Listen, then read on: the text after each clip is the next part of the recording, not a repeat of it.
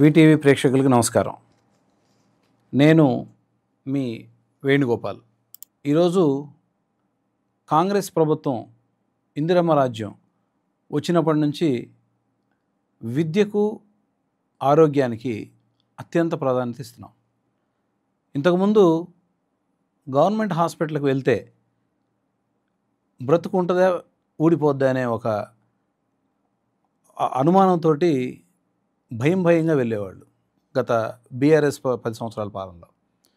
ఇప్పుడు ఈవెన్ కలెక్టర్ల భార్యలు డెలివరీ చేసుకోవడం, ఐఏఎస్ ఆఫీసర్స్, ఈ ఐపీఎస్ ఆఫీసర్ పెద్ద వాళ్ళు ఈరోజు గవర్నమెంట్ వైద్యాన్ని ప్రిఫర్ చేయడం, ఈరోజు నాణ్యమైన విద్యను కూడా అందించడం, మోడల్ స్కూల్స్, ఇన్ఫ్రాస్ట్రక్చరు అన్నీ ప్రొవైడ్ చేస్తున్నాం.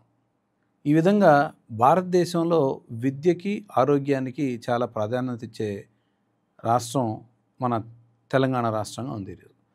దీనికి ముఖ్య కారణం మన ప్రియమైన ముఖ్యమంత్రి రేవంత్ రెడ్డి గారు, రేవంత్ అన్న, మరియు మంత్రివర్యులు దామోదర్ రాజనరసింహ గారు.